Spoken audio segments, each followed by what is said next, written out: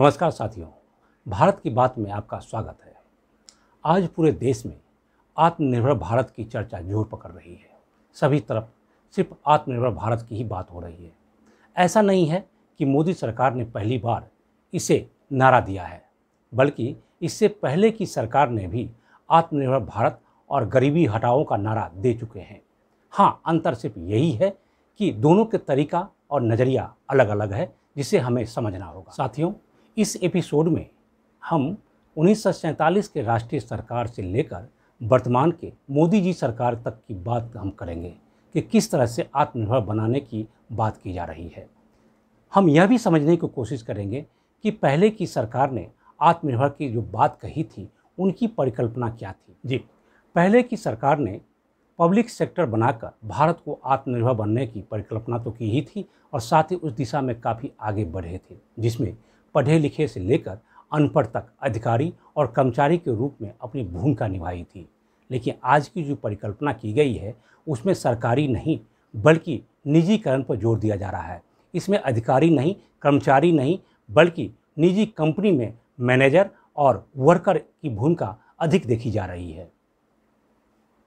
इसलिए आने वाली पीढ़ी जो है, वो अब सरकारी अधिकारी बनने या कर्मचारी बनने का ख्वाब न देखे तो अच्छा, बल्कि निजी कंपनी में मैनेजर और वर्कर बनने की ख्वाब वो देख सकते हैं। क्योंकि अब सरकार ने जितने भी पब्लिक सेक्टर हैं, उसे निजी कंपनियों को हाथों में देने का फैसला कर लिया है। तो अब आपको भी फैसला करना है कि आपको दोनों परिकल्पनाओं में से कौन सा परिकल्पना अच्छा लगता है। नज़रिया अलग अलग है, कोई बात नहीं है, आस्था अलग अलग हो, कोई बात नहीं है, लेकिन भारत की जो असल तस्वीर है वो भारत के सामने आनी ही चाहिए। इसलिए हम आगे इसको लेकर समझने की कोशिश करते हैं।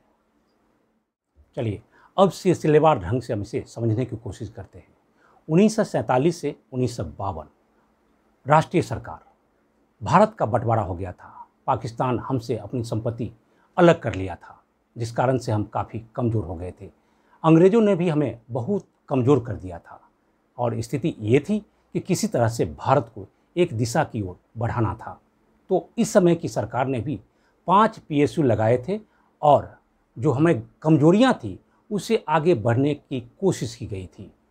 1952 से लेकर 1964 तक नेहरू काल के रूप में जाना जाता है और यही वो काल है जिसको लेकर हम भारत पर नाज करते हैं। और आज जो हम कुछ देख रहे हैं उसमें इसका बहुत बड़ा हाथ है।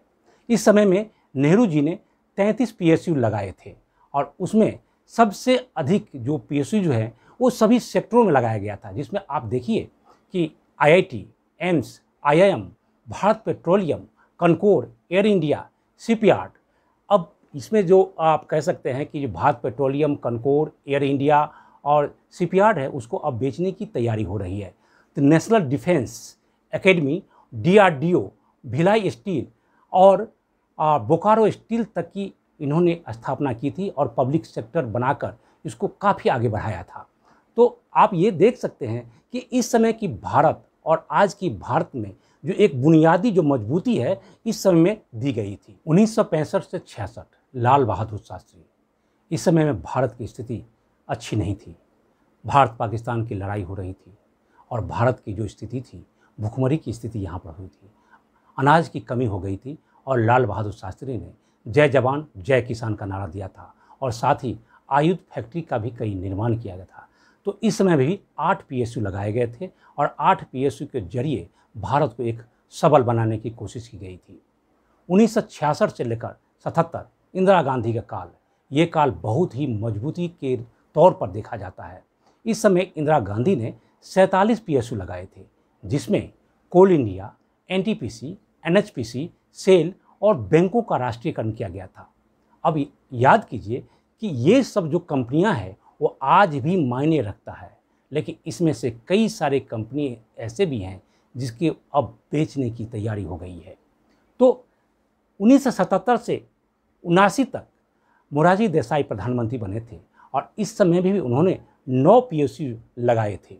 गेल और ऑयल इंडिया कॉरपोरेशन का निर्माण इसी समय हुआ था और ये आप जानते हैं कि ये कंपनियां कितने मायने रखता है भारत को उन्नति के रूप में। 1980 से लेकर 84 तक इंदिरा गांधी फिर लौट कर आई सत्ता में और इस समय में उन्होंने 18 पीएसयू लगाए थे और उसमें भी कह सकते हैं कि सरकारीकरण का एक प्रमुख रूप से भूमिका इस समय में देखने को मिली थी और भारत आगे की ओर बढ़ना शुरू कर दिया था। 1985 से लेकर 89 राजीव गांधी का समय, इस समय में भी 16 पीएसयू लगाए गए थे, कंप्यूटर लाया गया था, साइंस एंड टेक्नोलॉजी में भारत काफ़ी आगे बढ़ा था, कई योजनाओं का निर्माण किया गया था, कई सारे पीएसयू लगाए गए, 16 पीएसयू लगाए गए थे और इस समय को कंप्यूटर युग के रूप में भारत में जाना जाता है क्योंकि राजीव गांधी जब प्रधानमंत्री बने थे तो बाहर से, अमेरिका से लेकर कई सारे देशों से कंप्यूटर और टेक्नोलॉजी लाया था उन्होंने और भारत मैनुअल से कंप्यूटर के युग की तरफ बढ़ चला था। तो 1989 से लेकर 90 तक बीपी सिंह की सरकार, इस समय में भी 2 पीएसयू लगाए गए थे। 1992 से लेकर 1996 नरसिम्हा राव की सरकार, इस सरकार में भी 14 पीएसयू लगाए गए थे, लेकिन यहीं से भारत की तस्वीर बदलनी शुरू हो गई। यानी जो आर्थिक उदारीकरण का जो रूप आप देख रहे हैं, खुली बाजार की नीति अपनाई गई थी और विदेशियों को, कंपनियों को खुली बाजार दिया गया था और यहाँ से एक निजी कंपनी के उत्थान के रूप में इसे देखा जा सकता है। लेकिन सरकारीकरण और निजीकरण दोनों साथ साथ यहाँ से चलना शुरू हो गया था। आर्थिक क्राइसिस यहाँ हुई थी जिसको लेकर विनिवेश भी यहीं से हुआ था और नरसिम्हा राव की सरकार ने कई सारे पीएसयू को बेचा भी था, लेकिन बदले में 14 पीएसयू लगाए भी थे, जिसके कारण से नरसिम्हा राव की सरकार को एक अलग रूप से उसे देखा जा सकता है, एक आर्थिक सुदृढ़ीकरण के तौर पर देखा जा सकता है और एक खुली बाजार की जो नीति था, जो आप अभी जो हम देख रहे हैं सब कुछ, वो नरसिम्हा राव की सरकार की ही देन कह सकते हैं इसको।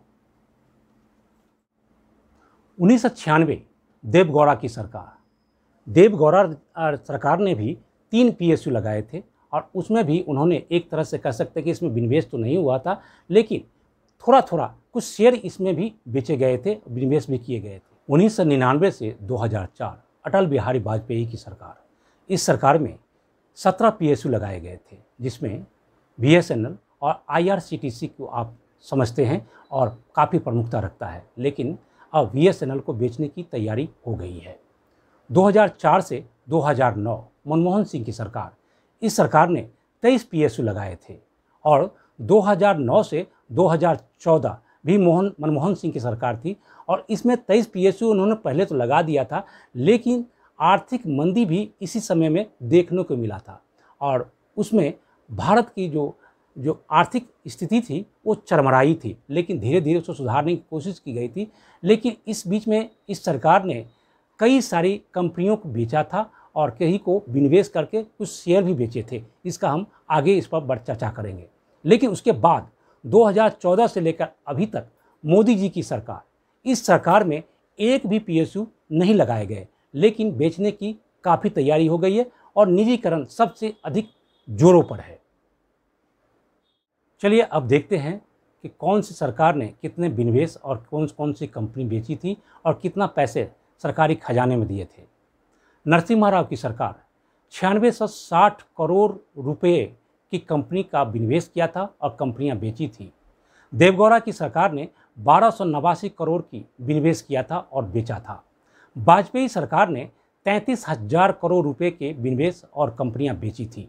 मनमोहन सिंह की सरकार ने 141,000 करोड़ रुपए की कंपनियां बेची और विनिवेश किया था और मोदी सरकार ने 2,80,000 करोड़ रुपए का विनिवेश किया और साथ ही कंपनियां बेची। अब चलते हैं कि देखते हैं कि भारत में कितने पीएसयू थे। देखिए टोटल 195 पीएसयू थे, जो कि अब कुछ ही बचे हुए हैं जिसको बेचा गया या ना विनिवेश नहीं किया गया हो। लेकिन इसमें भी कई कैटेगरी है। सबसे बड़ा महारत्ना, जिसमें 10 कंपनियां हैं, जिसमें बीपीसीएल और कोल इंडिया जो है, जिसको अब बेचने की तैयारी की जा रही है, और उसमें कई सारे ऐसे और कंपनियां हैं महारत्ना में जिस पर भी को भी विनिवेश के लिए बात हो रही है। अब उसके बाद आता है नवरत्ना, जिसमें 14 कंपनियां हैं सरकार की, जिसमें कनको shipping yard, 6 airport, Air India और कोल इंडिया और कोल खदान जो है, इसको भी बेचने की अब तैयारी हो गई है और 6 एयरपोर्ट बेचकर 33,000 करोड़ रुपए निकालने की बातचीत चल रही है। देखिए 2020 में सरकार ने निटको, MTNL, BSNL, BPCL, Air India, Concor, shipping yard इसे बेचने की अब तैयारी कर ली है, जबकि ये सभी कंपनियां प्रॉफिट में है और भारत के लिए कह सकते हैं कि ये काफ़ी मायने रखता है। अब इसके अलावा सरकार ने जो ऐलान कर दिया है उसमें power, space, airport, nuclear agency, DRDO के शेयर बेचे जाएंगे या काफ़ी कह सकते हैं कि 40-40, 50%, 70% तक शेयर बेचेंगे और निजी कंपनियों को इसमें भागीदार बनाएंगे। मतलब ये है कि इस कंपनी और इस जो सेक्टर है इस पर भी निजी कंपनियों का वर्चस्व और आधिपत्य आपको देखने को मिलेगा।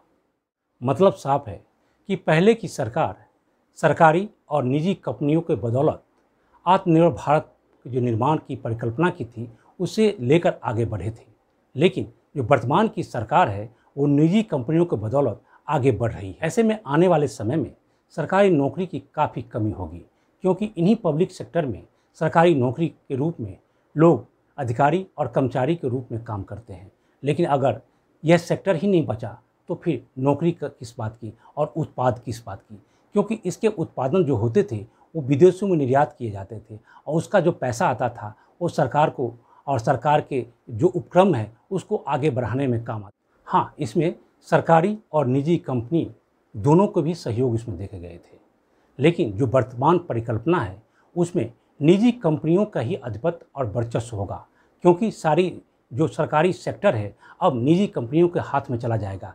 ऐसे में जो वर्तमान पीढ़ी है वो तो परेशान होंगे, लेकिन साथ ही आने वाली जो पीढ़ी है जो ख्वाब देख रहे हैं अधिकारी बनने का, कर्मचारी बनने का, वो अब अधिकारी और कर्मचारी नहीं बल्कि निजी कंपनियों में मैनेजर और वर्कर का ख्वाब वो देख सकते हैं। जो पीढ़ी UPSC, PCS, UDC, SSC, engineer, doctor, scientist, NDA, CDS या तमाम जो सरकारी नौकरी की चाह रखे हुए हैं वो अब अपने नज़रिए में बदलाव करें और मंजिलें और भी खोजें, क्योंकि अब जब सेक्टर ही नहीं बचेगा तो नौकरी बहुत ही कम हो जाएंगी। रोचक बात यह है कि जो ये पब्लिक सेक्टर को बेचकर पैसे आएंगे उसे आत्मनिर्भर भारत में लगाए जाएंगे और आत्मनिर्भर भारत की जो परिकल्पना है वो कहीं न कहीं निजीकरण के रूप में है और ये पैसे किसी न किसी रूप में इसी निजीकरण के रूप में उनके पास चले जाएंगे।